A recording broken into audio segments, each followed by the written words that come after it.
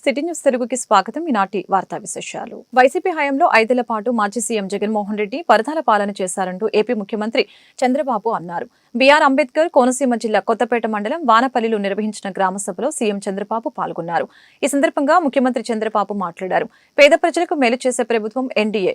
Simple governance, simple government మాది. గ్రామ అవసరాల కోసమే పనులు చేయాలి తప్ప కాంట్రాక్టర్ల అవసరాల కోసం కాదని తెలియజేశారు.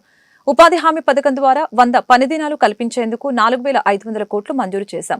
87 పనుల ద్వారా 54 లక్షల కుటుంబాలకి మేలు జరుగుతుంది. గత స్థానిక సంస్థల ఎన్నికల్లో రౌడీయిజం చేశారు. 57% ఓట్లు వేసి 93% గెలిపించారు.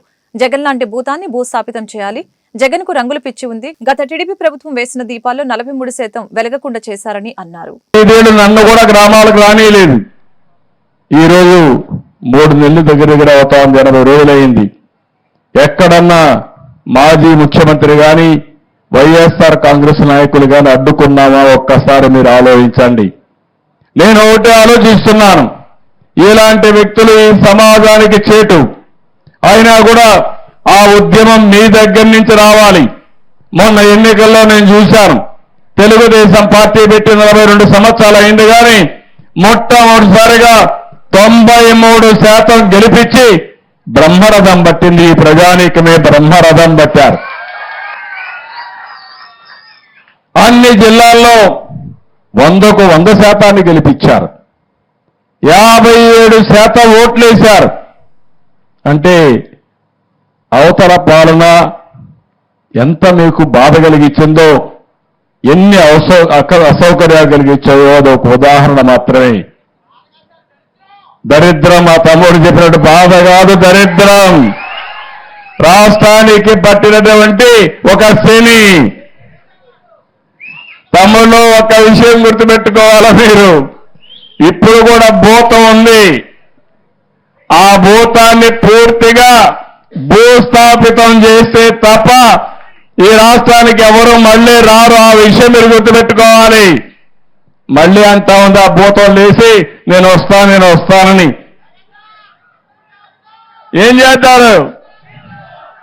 చేస్తారు తల్లి? మీకు మంచి కావాలంటే, మీ భవిష్యత్తు ఉజ్వల భవిష్యత్తు కావాలంటే ఇలాంటి భూతాల్ని పూర్తిగా భూమిలో చిరస్థాయిగా ఏం చేయాలి? పాతేయాలి. కాంక్రీట్ కూడా వేయాలి మళ్ళా లేకుండా. అప్పుడే ఇది సాధ్యం అవుతుంది. ఆసుపత్రిలో చికిత్స పొందుతున్న అచ్యుతాపురం ఫార్మా కంపెనీ బాధితుల్ని పరామర్శించిన మాజీ సీఎం వైఎస్ జగన్ అచ్యుతాపురం ప్రమాదంపై ప్రభుత్వం తీరు బాధాకరమని అన్నారు. మధ్యాహ్నం 2:20 ప్రమాదం జరిగితే ప్రభుత్వం స్పందించకూడదు అనే తాపత్రయం కనిపించిందని మండిపడ్డారు. ప్రభుత్వం అనేది సానుభూతి బాధ్యతతో వ్యవహరించాలన్న ఆయన, జగన్ హయాంలో ప్రమాదాలు జరిగాయని చంద్రబాబు చెబుతున్నారు. మరి చంద్రబాబు హయాంలో జరిగిన ప్రమాదాలు సంగతేంటి అని ప్రశ్నించారు. ప్రతి పరిశ్రమని తనిఖీ చేసిన తర్వాత అందులో వెలుగు చూసిన లోపాలని సరిదిద్దుకోవాలి. గడువు ఇచ్చి ప్రోటోకాల్ ఖచ్చితంగా పాటించేలా జీవో ఇచ్చామని గుర్తు చేశారు. గత ప్రభుత్వం ఇచ్చిన ఆదేశాలను మానిటర్ చేయడం మానేశారు. ఈ ప్రభుత్వానికి గవర్నెన్స్ మీద, సంక్షేమ పథకాల అమలు మీద లేదు. కేవలం రెడ్ బుక్ మీదనే ధ్యాస మొత్తం. రెడ్ బుక్ తెరవటం, దానిని ఫాలో అవ్వటం మాత్రమే కనిపిస్తుందని విమర్శించారు జగన్.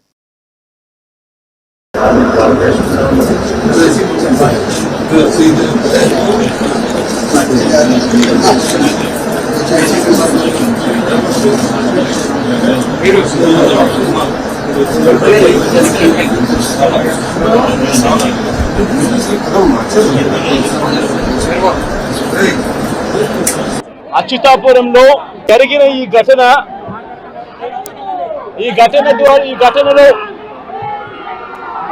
ప్రభుత్వం వ్యవహరించిన తీరు, ప్రభుత్వం స్పందించిన తీరు, మరి మధ్యాహ్నం 2:20 ఈ ఘటన జరిగితే, 2 గంటల ప్రాంతంలో ఈ ఘటన జరిగితే, ఈ ఘటనకు సంబంధించి జరిగిన వివరాలను ఒక్కసారి గమనిస్తే, ఈ ఘటనలో ప్రభుత్వం స్పందించకూడదు అన్న తాపత్రయము ఎక్కువగా కనిపిస్తా ఉంది. ప్రభుత్వం 17 మంది చనిపోతే, ఈ ప్రభుత్వం మొట్టమొదటిగా సాయంత్రం 4 గంటలకు హోంమంత్రి వచ్చి ప్రెస్ మీట్ను అడ్రస్ చేస్తూ తాను మాట్లాడినప్పుడు కూడా సహాయానికి సంబంధించి పర్యవేక్షించడానికి తాను అనకాపల్లికి వెళ్తున్నాను అన్న మాటలు వాళ్ళ నోట్లో నుంచి రాలేదు. మరో గంట తర్వాత అంటే సాయంత్రం 5 గంటల ప్రాంతంలో కార్మిక శాఖ మంత్రి ఎవరి పరిధిలోకి వస్తుందో, ఈ డైరెక్టర్ ఆఫ్ ఫ్యాక్టరీస్ అనేది ఎవరి పరిధిలోకి వస్తుందో, ఈ కార్మిక శాఖ మంత్రి కూడా ప్రెస్ మీట్ పెట్టి ఎంతమంది చనిపోయారో తెలియలేదు అన్నాడు. వివరాలు లేవు అని మాట్లాడతాడు. తాను కూడా హుటాహుటినా అక్కడికి వెళ్ళాలి అనే తాపత్రయం కూడా చూపించడు. ఘటన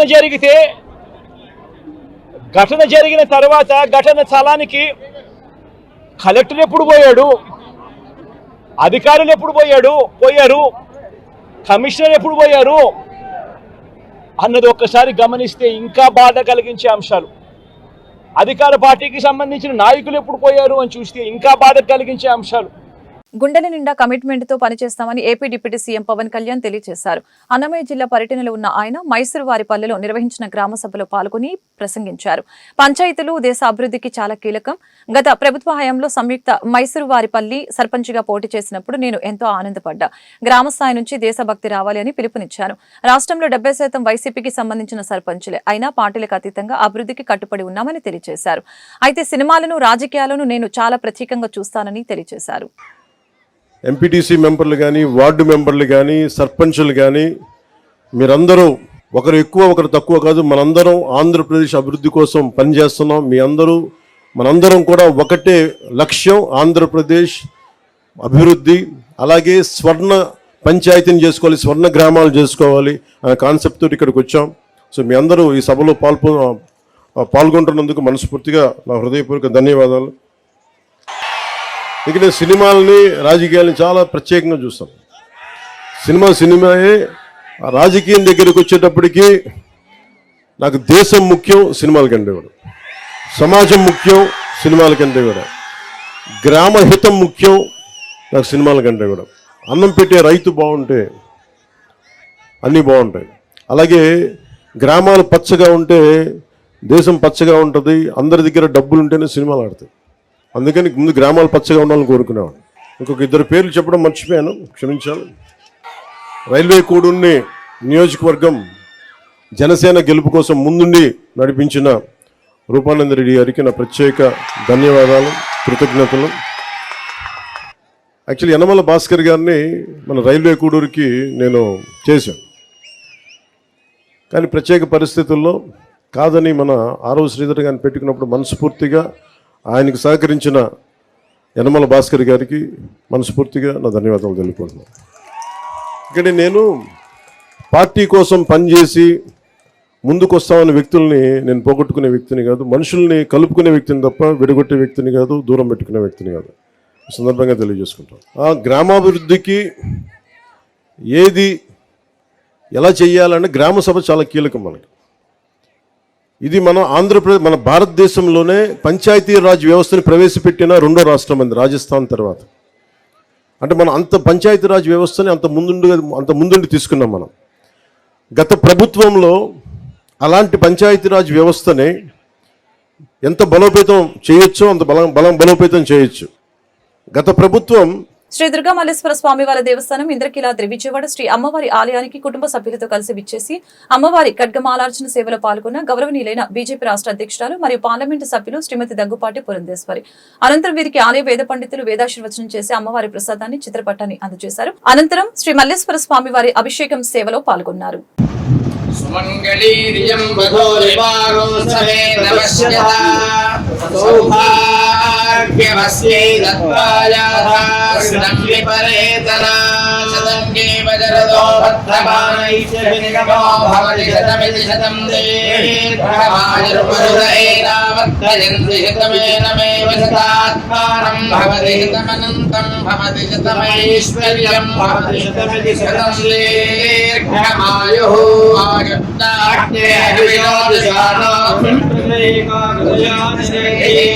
प्रसंवेष्टामधजारुगभ्यं विदेव पुत्रमभिरक्षत सर्वमेवैव सर्वगतोऽपि तेनाप्नोति सर्वं सर्वमाप्नोति आप्नोति सर्वं सर्वमाप्नोत्याप्नोति सर्वं जयति सर्वं जयति सर्वं जयति जयति सर्वं सर्वं जयति तृतीयं चन्द्रघण्टेति कूष्माण्डेति चतुर्थकम् स्कन्दमातेति षष्ठं कात्यायनीति च सप्तमं कालरात्रीति महागौरीति चाष्टमं नवमं सिद्धिदात्री च नवदुर्गा प्रकीर्तिता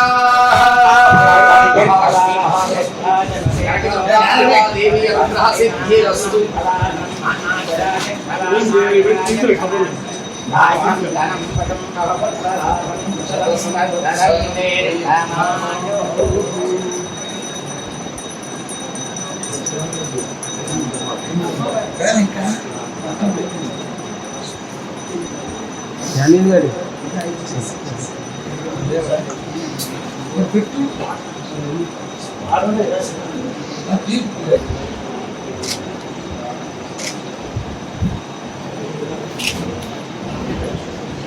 క్యాంటీన్ అవసరం నుంచి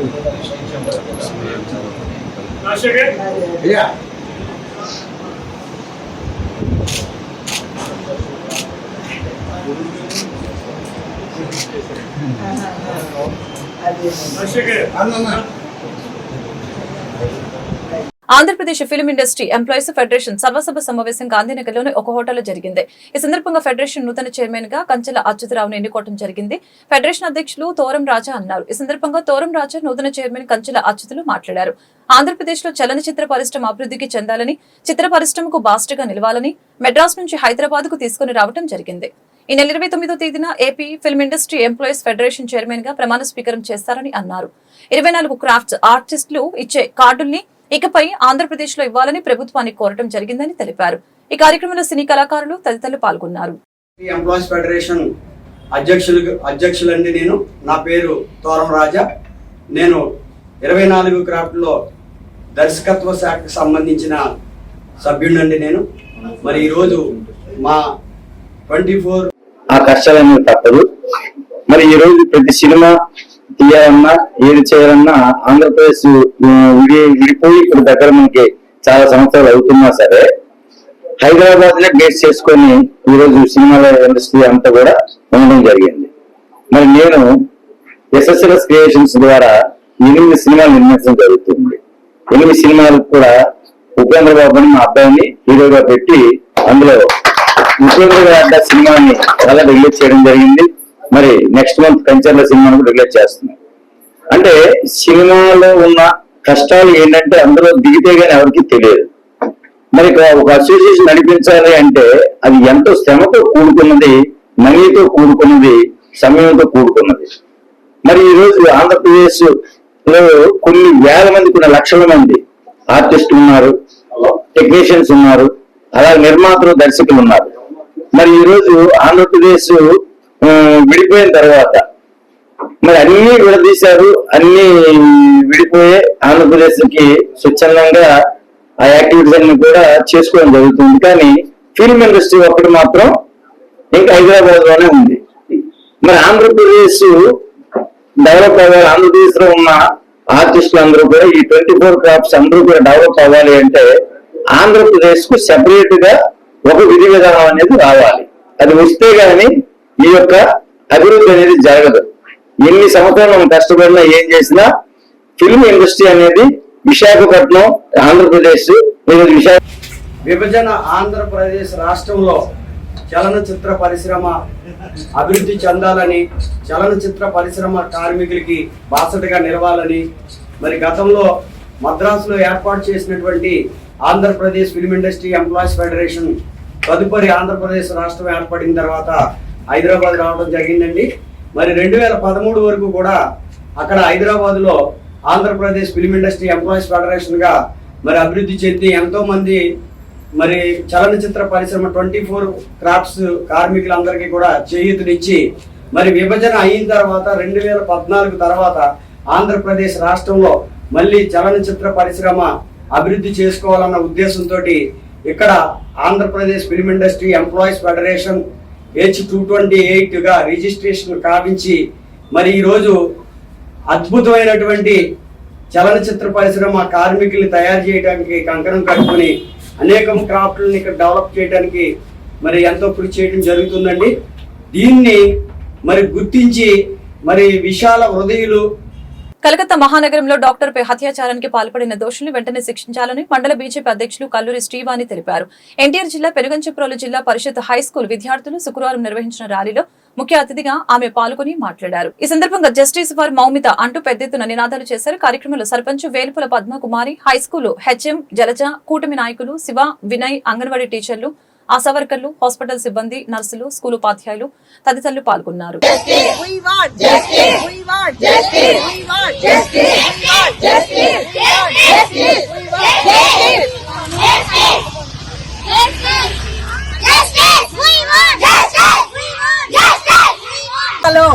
డాక్టర్ జూనియర్ డాక్టర్ మౌమిత అనేటువంటి జూనియర్ డాక్టర్ ని కొంతమంది కిరాతకులు అతి కిరాతకంగా అతి దారుణంగా చేతులు విరిచేసి కాళ్ళు విరిచేసి చెప్పలేని విధంగా మహిళలు జుగుప్స పొందే విధంగా అతి కిరాతంగా ఆమెను చంపివేయటం జరిగింది. ఇలాంటి అకృత్యాలు ఇంకా మహిళలపై జరుగుతూనే ఉన్నాయి. ఇలాంటివి జరగకుండా ఉండాలి. ఈ మహిళలంతా ఈరోజు ఆమెకు జరిగినటువంటి దానికి దోషుల్ని వెంటనే శిక్షించాలి, వారికి శిక్ష పడాలి అని చెప్పేసి నిరసన వ్యక్తం చేస్తూ దాన్ని ఖండిస్తూ ఈ రోజు ఆడపిల్లలు మన బాయ్స్ హై స్కూల్లో ఉన్నటువంటి ఆడపిల్లలందరూ కూడా ఎంతో బాధా హృదయాలతోటి ఆమెకు న్యాయం జరగాలి అని ఈ రోజు రోడ్డు మీదకి రావడం జరిగింది. తక్షణం చర్య తీసుకొని ప్రభుత్వం వెంటనే స్పందించి వారికి తగిన శిక్ష వేయాలని చెప్పేసి కోరుకుంటూ దీన్ని తీవ్రంగా ఎన్టీఆర్ జిల్లా జగ్గేపేట మండలం చిల్లకల్లు పంచాయతీ ఆఫీస్ ఆవరణలో శుక్రవారం జరిగిన గ్రామ సభలో ముఖ్య అతిథిగా జిల్లా కలెక్టర్ సృజన, ఎమ్మెల్యే శ్రీరామ్ తాతయ్య పాల్గొన్నారు. ఈ సందర్భంగా ఆయన మీడియాతో మాట్లాడారు. ముఖ్యమంత్రి చంద్రబాబు నాయుడు గ్రామీణ స్వరాజ్యానికి పెద్దపీట వేశారని తెలియజేశారు. ఈ కార్యక్రమంలో వివిధ హోదాల్లో ఉన్న అధికారులు మరియు నాయకులు, గ్రామస్తులు, పెద్ద ఎత్తున ప్రజలు పాల్గొన్నారు. ఎక్కడ కూడా అవగతవగా జరగకుండా ప్రజలకి ఎటువంటి సౌకర్యాలు కావాలి, అదేవిధంగా ఫండ్స్ ఏ విధంగా డైవర్షన్ అవ్వకుండా పూర్తిగా పకడ్బందీగా ఈ ప్రభుత్వం సంకల్పం ఉంది. అందువల్ల ప్రజలు ఓపికగా కావాల్సిందేంటి, జరుగుతుందేంటి, జరగాల్సిందేంటి మీరు ఆ విషయాలు కనుక తప్పకుండా డిస్కస్ చేస్తే, చర్చిస్తే ఇక్కడ ఉన్నటువంటి అధికారుల కన్నా ఇంత కలెక్టర్ చెప్పారు, మేము మాట్లాడేదానికన్నా మీ యొక్క ఫీడ్బ్యాక్ ఎవరైతే చెబితే ఆ విషయాలు తెలుసుకొని ఆ విషయాలు మీరు చర్చించుకొని దాన్ని మనం ప్రతిపాదనలు ఈరోజు తీర్మానం చేసుకుంటూ ఆ విధంగా ఉండాలని కోరుతూ ఇక్కడ వచ్చేసినందుకు కూడా ప్రత్యేక ధన్యవాదాలు తెలియజేస్తూ అధికారులు కూడా మా కాన్స్టిట్యూన్సీలో ఇంత కలెక్టర్ గారు మాట్లాడారు. ఎన్ఆర్జీఎస్ ఇందుకు డిఎంఎఫ్ ఫండ్స్ అనుసంధానం చేసి మా కాన్స్టిట్యూన్సీలో డ్రైన్స్, రోడ్స్ కావచ్చు. శ్రీ దుర్గామల్లేశ్వర స్వామివారి దేవస్థానం ఇంద్రకీలాద్రి విజయవాడ ఈ రోజు 3వ శ్రావణ శుక్రవారం సందర్భంగా శ్రీ అమ్మవారి ఆలయానికి వివిధ వర్ణముల పూలతో సుందరంగా అలంకరించడం జరిగింది. 3వ శుక్రవారం సందర్భంగా మహామండపం 6వ అంతస్తు నందు ఆలయ వైదిక సిబ్బంది అర్చకులచే వరలక్ష్మి వ్రతం ఉదయం 7:30 ఆర్జిత సేవగాను మరియు 10 గంటలకి ఉచితంగా సామూహిక వరలక్ష్మి వ్రతం వైభవంగా నిర్వహించడం జరిగింది. 500కు పైగా మహిళలు ఉచిత సామూహిక వరలక్ష్మి వ్రతం నందు పాల్గొనడం జరిగింది. ఆలయ ఉప కార్యనిర్వహణాధికారి లీలాకుమార్ ఈ కార్యక్రమానికి విచ్చేసి ఏర్పాట్లను పర్యవేక్షించారు.